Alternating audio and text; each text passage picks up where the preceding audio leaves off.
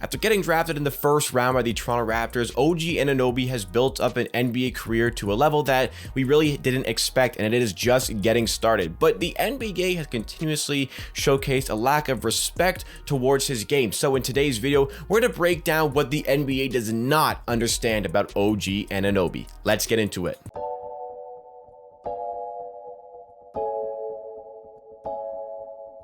Welcome NBA and Raptors fans to Amateur Hour Sports. This is a channel where you get NBA content with a focus on the Toronto Raptors at least 4 days a week. That is Monday, Wednesday, Friday, and Saturday. This is your Friday episode. We're talking about OG Anunoby. So if you like what we see from today's video, about more of myself doing Raptors breakdowns, news coverage, breaking news, mock trades, and so much more, all concerning the Toronto Raptors, make sure you subscribe to the channel. On our road to 7,000 subscribers would really mean a lot if you did help us get to that big checkpoint on our YouTube journey of 7K. Now, let's get down to business. We've got an exciting episode for you guys today where we're breaking down OG Anunoby. There's really a lot to talk about OG Anunoby, and it's a lot of surface about him in the last week or so. We've seen some lists coming out about the NBA's top 100 players. We've seen a lot of mock trades as we head into the season, and we're going to do a lot of coverage on those today. What the coverage is kind of concerning is the guys I label as 3&D plus players, and the people I would label in that category, or three of them that I would label in there, are OG Anunoby, Mikal Bridges, and DeAndre Hunter. Now, what is a 3&D plus type of player? It's a player that I would say isn't just the 3&D, because these three players are labeled as 3&D players very often, and that's where all three of them kind of have that indictment against them. But they are much more than just 3&D players, because even though they are excelling at shooting threes and they excel at playing defense, it's not just 3-pointers in the game. They know how to get to the rim. They know how to create their own shot in mid-range. They can create their own shot from three. A 3&D player is somebody more like Danny Green, who literally only shoots threes and play defense. Maybe not Danny Green of today, but you know, the Danny Green of the Spurs or the Raptors regular season, where he was knocking down threes at a very efficient clip. That's the 3&D type of player that I would say. But a 3&D plus is so much more, and all three of these guys offer so much to their team, but they're always compared because of their similarities, and I think that they're right around each other. But we're going to switch setups so we can get a further breakdown into OG Anunoby, DeAndre Hunter, and Mikal Bridges. Who's the best of the three? Who gets the respect and who doesn't? So switching into this setup, because there's just a lot of things I need to show you guys over the course of this entire video, talking about all you guys, OG Anunoby, Mikal Bridges, DeAndre Hunter. And like I mentioned, this video is sparked from a particular trade that piqued my interest concerning the Toronto Raptors. And this one came from the Bleacher Report. If you know me, you know I don't really like when the Bleacher Report make any sort of content about the basketball, because usually it's not really well thought out. And I mean, just take a look here. So to trade in mind has Atlanta, Toronto, and the Memphis Grizzlies involved. What this kind of article pertains to is Bleacher Report have created mock trades that would turn other teams into super teams. So what trade would make them a super team? This one in particular is mentioning the Atlanta Hawks. So this apparently would make the Atlanta Hawks a super team. So the Atlanta Hawks would receive OG Anunoby and Dillon Brooks. The Raptors would receive DeAndre Hunter, Onyeka Okongwu, Brandon Clark, and a 2023 first-round picks, top 8 protected. The Memphis Grizzlies receive Kevin Huerter, Cam Reddish, would be a nice young player for them, Chris Boucher, and a 2025 first-round pick from the Atlanta Hawks, which is top 10 protected. So if we break this all down, Atlanta are going to lose DeAndre Hunter, a nice, again, 3&D plus type of player in the small forward position, a good young center, a decent young center at that in Onyeka Okongwu. They also will lose 2 first-round picks, as well as Kevin Huerter and Cam Reddish, to acquire OG Anunoby and Dillon Brooks. And OG Anunoby is obviously the centerpiece of this trade. The Raptors are giving away OG Anunoby and Chris Boucher to get in, a plethora of good players, a plethora of good young players at that, a good small forward, a very good small forward in DeAndre Hunter, a solid, rotational center in Okongwu. Brandon Clark is a good young power forward. That would be a nice replacement for Chris Boucher, and a first-round pick.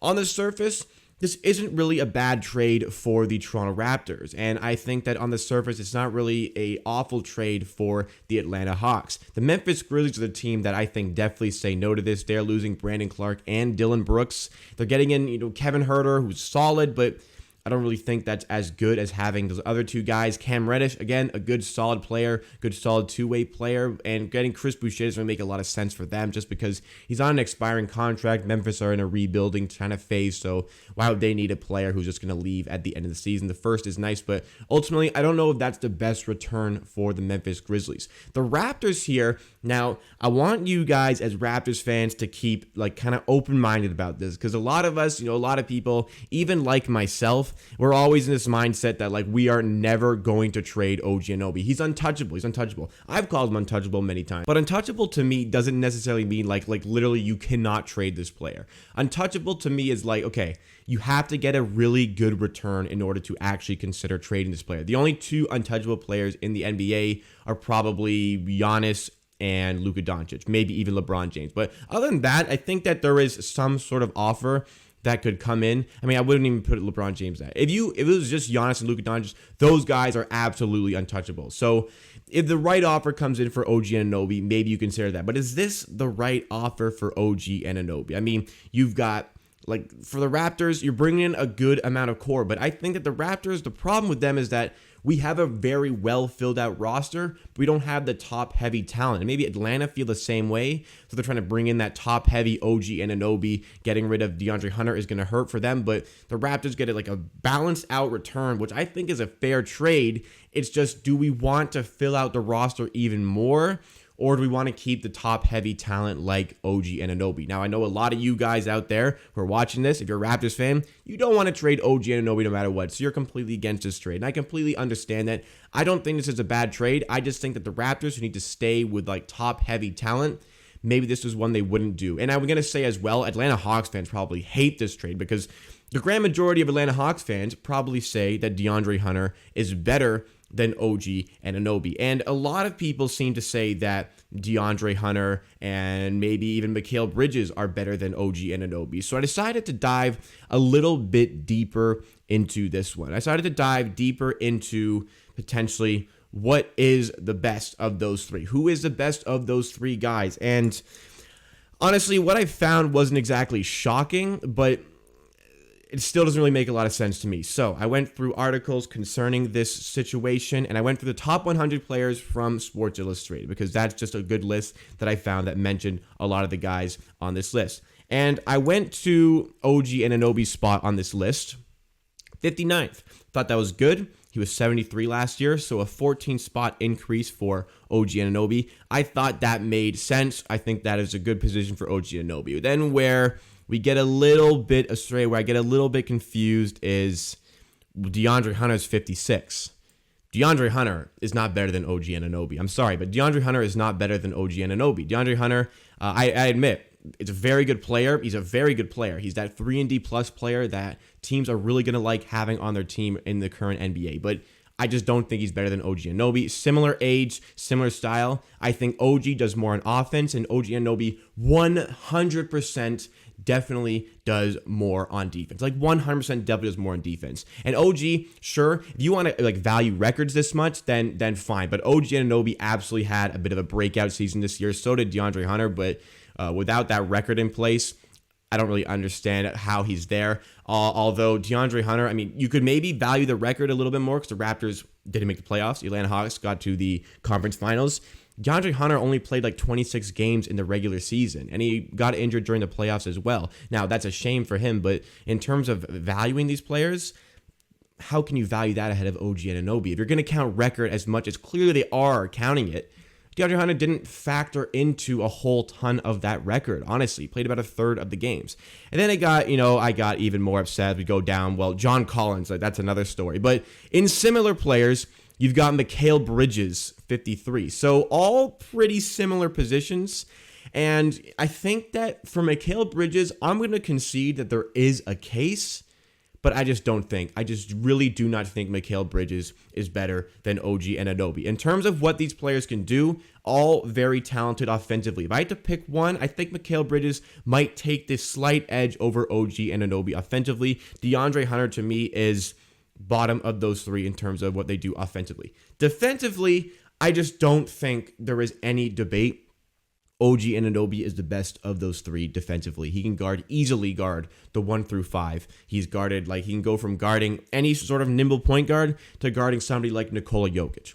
OG Anunoby is the best defender of those guys and is super talented on offense. So we had to go a little bit deeper into the statistics of these players as well. Now, I'm going to concede, stats don't mean everything when it comes to a player. Stats don't mean everything, okay? There was a lot more to a player than just their, surface statistics. But in the case of OG Anunoby, you've got lovely stats here. As you see, 16 points per game, 2 assists, 5 rebounds, very efficient shooting. And, near the end of the season especially, he really broke out as a scorer and was finishing in all 3 levels. He could hit threes, was hitting some threes off the dribble, was getting those mid-range shots, offensively was getting to the rim as well, decent free throw percentage as well. Then we look at somebody like Mikal Bridges, where the efficiency stuff is very illuminating. I mean, that's insane. I mean, 54, 43, 84, that is ridiculous. 13 points per game, maybe not as many touches as OG Anunoby, maybe playing for a better team helped him out with that as well. But, I'm going to concede this is very talented numbers offensively.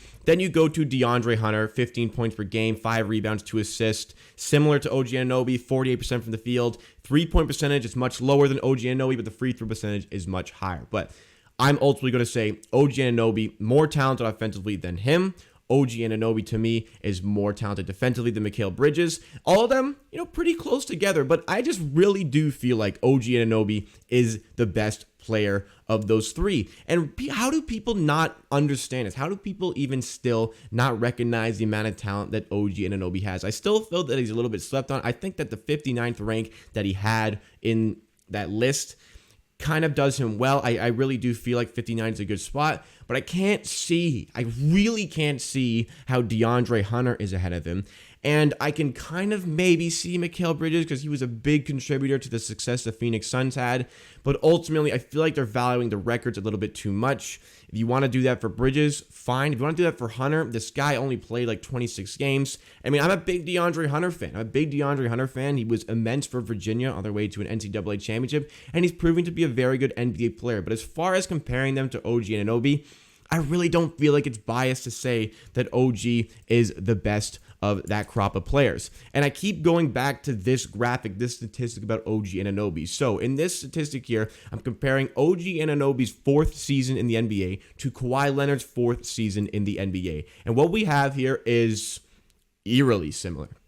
16 points per game thereabout for both. A little bit more rebounds for Kawhi, same amount of assists, basically same field goal percentage. 3-point percentage where OG takes a bit of an advantage, and the effective field goal percentage, as a result, OG takes a little bit of an advantage. OG Anunoby throughout his career so far has shown a similar trajectory to Kawhi Leonard.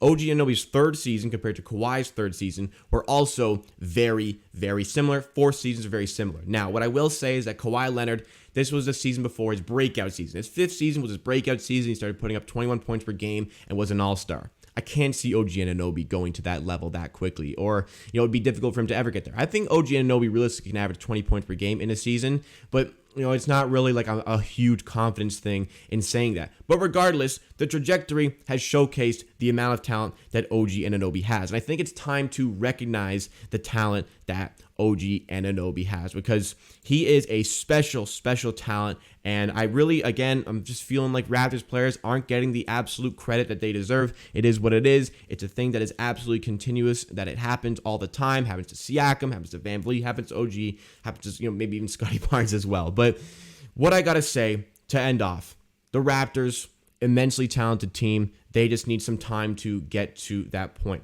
As far as, the players on the team not getting the respect, you just got to go on the court and showcase the amount of talent that you have, because you don't really get any record, you don't get any stats based off of what people say about you in the media. You get all your props on the court, so continue to show all of those good things on the court. So that is it for me for today. Let me know in the comments what you think about the situation. Who is the best player out of OG, Mikal Bridges, and DeAndre Hunter? I want to hear all of your thoughts and opinions down below, because that wraps it up. Make sure to give a like on the video if you did enjoy at any point. It goes a long way to helping support the channel with that YouTube algorithm. Also, you can subscribe to this channel with the button next to me right now, on a road to 7,000 subscribers, for more Raptors videos, more news coverage, breakdowns, mock trades, and so much more. Other links around me to check out as well. But at the end of the day, I believe what I say. If you disagree, that is okay. We will see you again next time for another video.